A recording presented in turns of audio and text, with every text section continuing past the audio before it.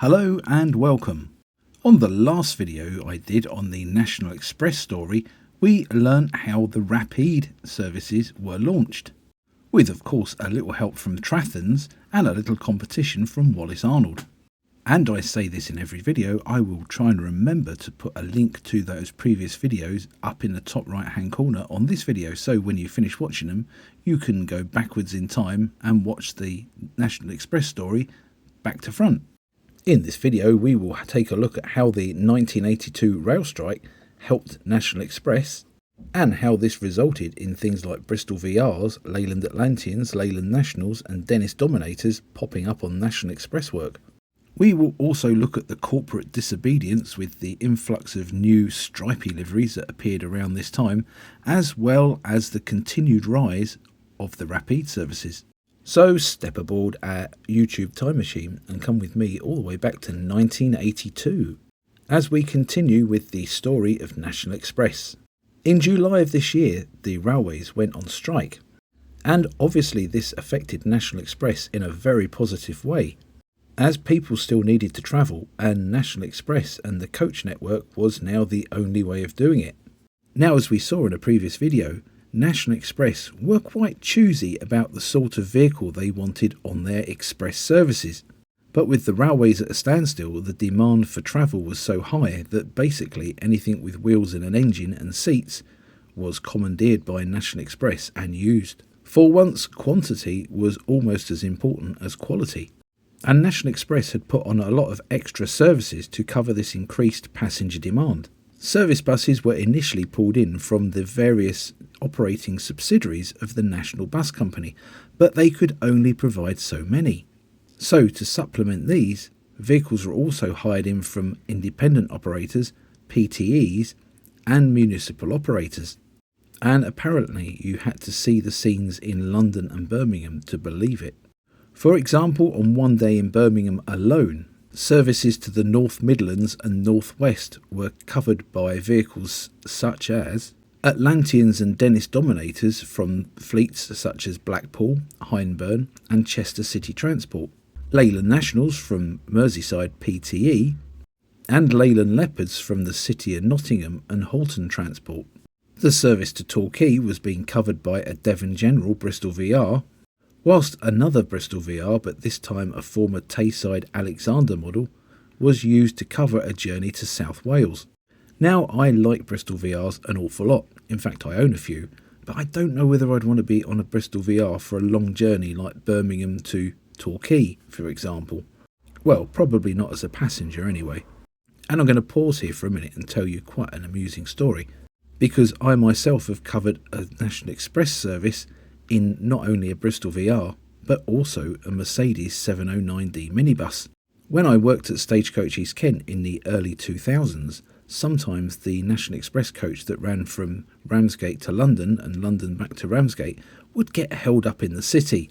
There were certain morning departures that you know would always end up running a little bit behind schedule, and the turnaround was quite tight at Ramsgate. Offhand, I believe it was about 20 minutes, half an hour, something like that. So if the coach was running late, it would get turned around at Herne Bay Bus Garage, which was about 15 miles away from Thanet, and would give the drivers a chance to change over and have a little bit of a break before heading back to the metropolis. But of course this would leave the problem of all the passengers in Ramsgate, Broadstairs, Margate and Birchington, and how to get them to Herne Bay.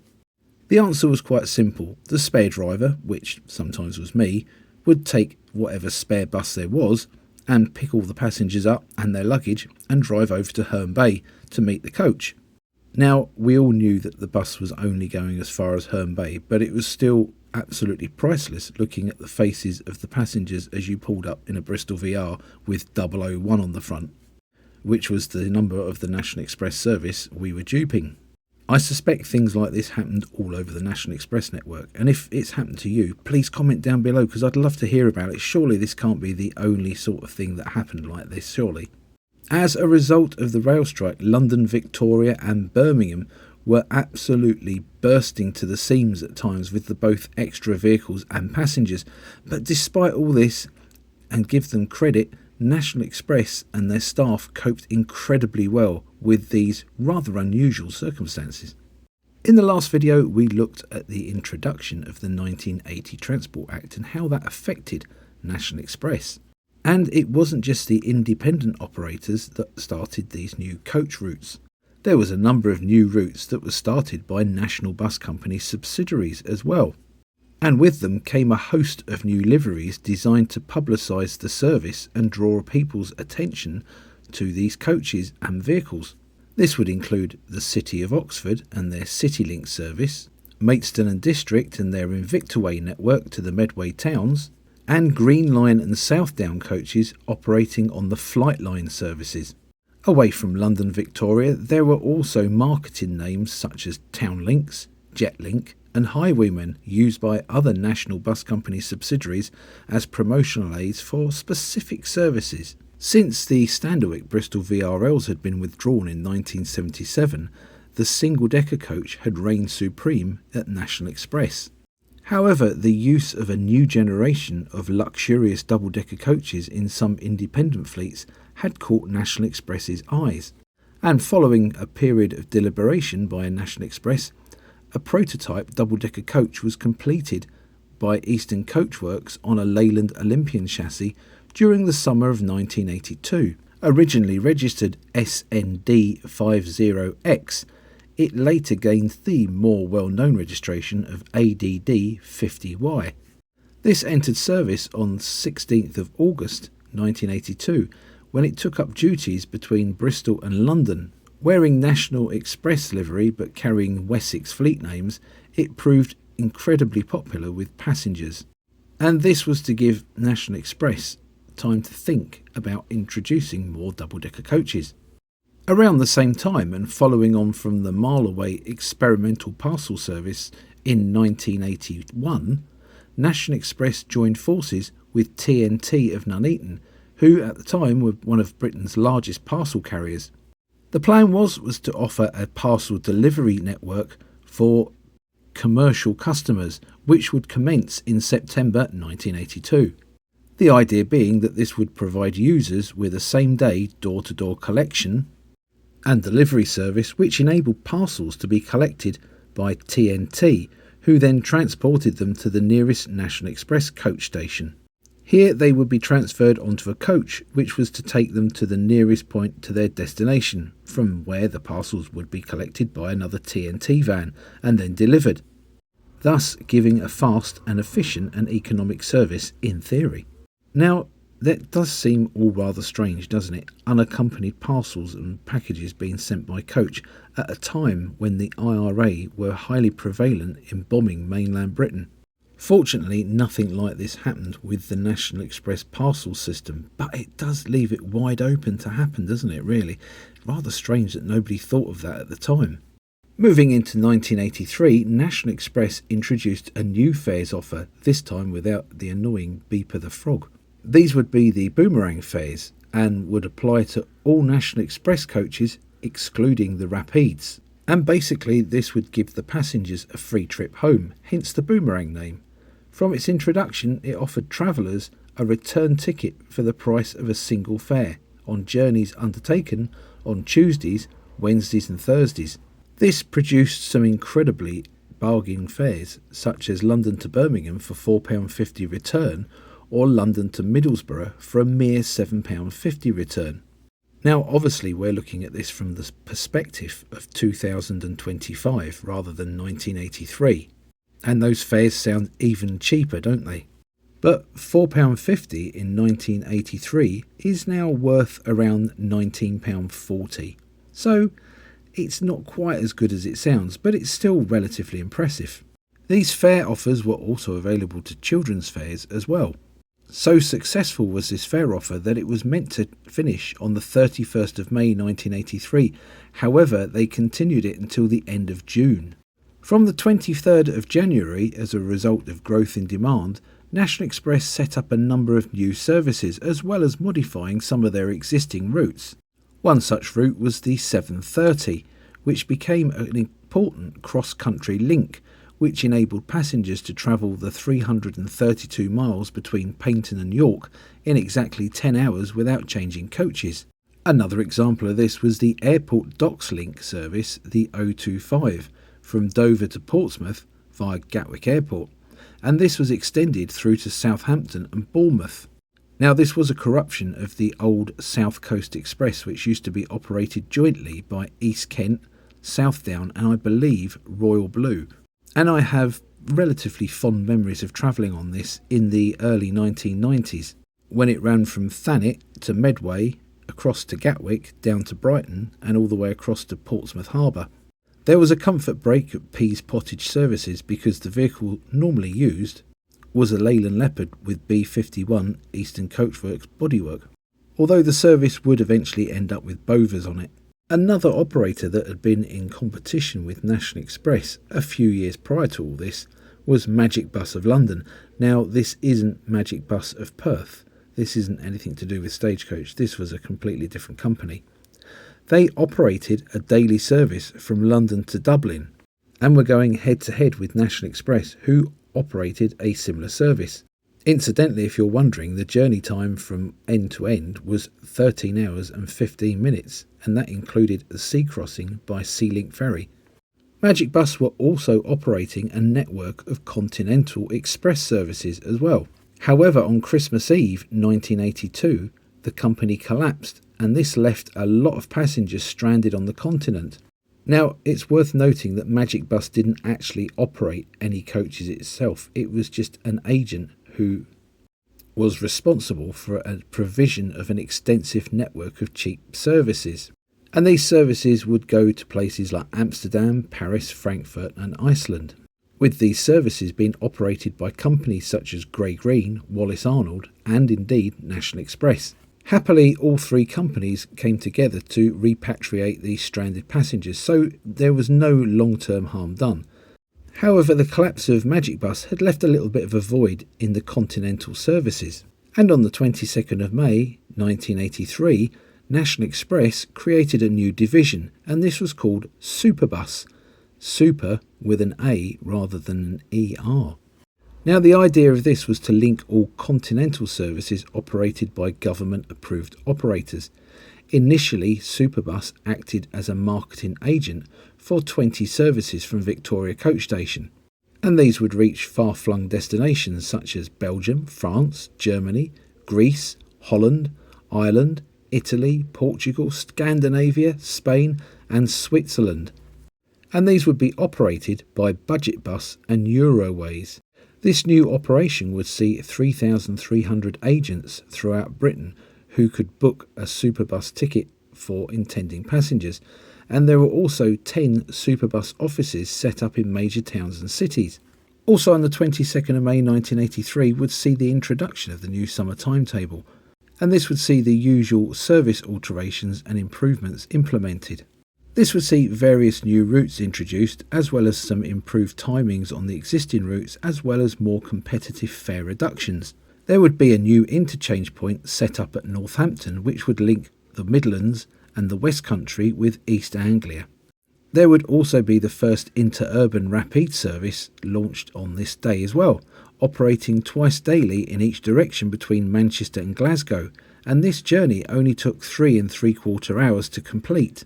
Another new thing that came in with this new timetable was something that was designed to improve the standard of en route facilities for National Express passengers, and this was that all scheduled refreshment breaks from this date were to be concentrated at service areas under the control of Trust House 40 Limited. Despite all the changes and improvements, this year would also see the closure of Charlotte Road in Sheffield and Exeter interchanges, and this was on the 18th of September 1983.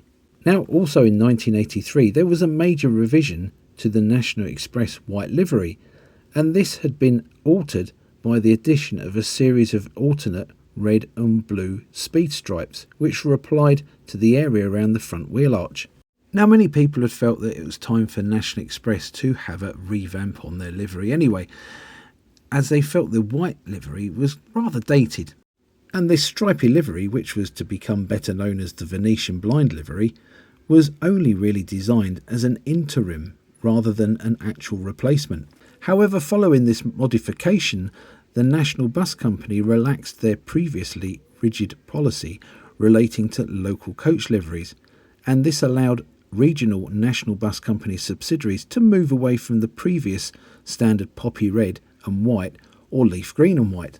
And again, this would result in a flood of colourful variations from companies such as City of Oxford, Alder Valley, Crosville, Lincolnshire and United Counties. However, not everyone appreciated these new Venetian blind liveries, and National Express felt that many of these coaches were regularly being used on their express network, which would undermine their successful corporate image. In September 1983, the 84 individual travel agencies within the National Bus Company were all consolidated and given the corporate name of National Travel World.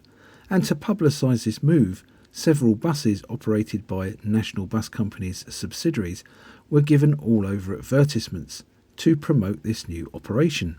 1984 would see the introduction of a new type of double-decker coach on some of National Express's Rapide services. This following on from their experiments a few years previously with ADD 50Y, the Leyland Olympian. These, of course, were the very beautiful and very luxurious three-axle MCW Metroliner double-deckers, which had seating for 73 passengers. And these really are a follow-on from the Gay Hostess coaches and the Standerwick Bristol VRLs that we looked at in previous videos.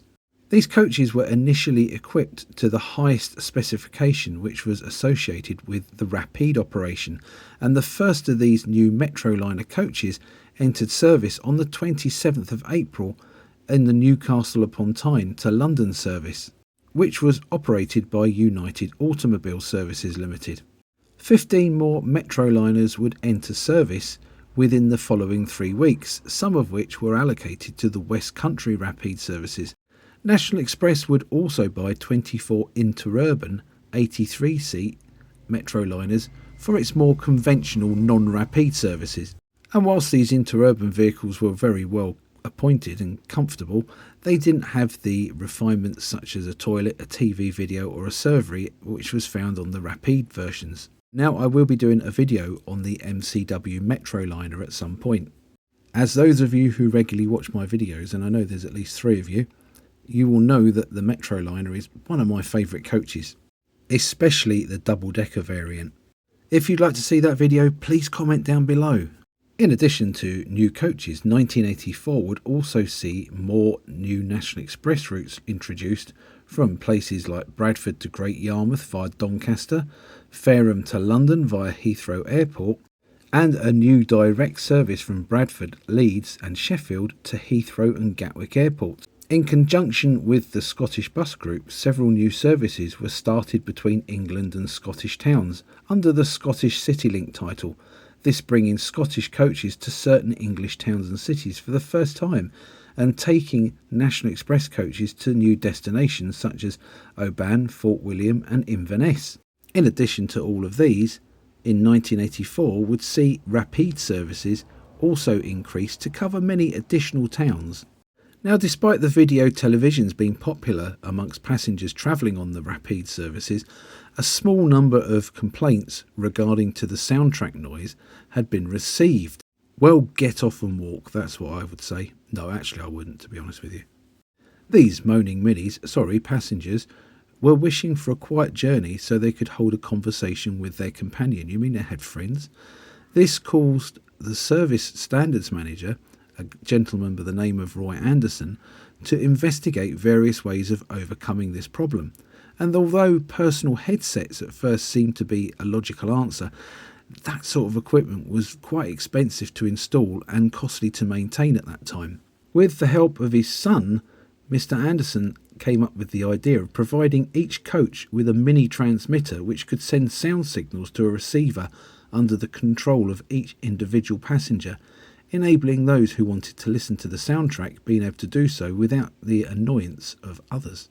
A black and white coach was experimentally fitted with this new system in order to gain passenger reaction, and it proved to be very popular. And this would result in a Cheltenham-based company called Vartec to install something that was called the silent sound system into the National's Rapide coaches. And National Express were optimistic that they would have the whole of the Rapide fleet equipped by the end of 1985.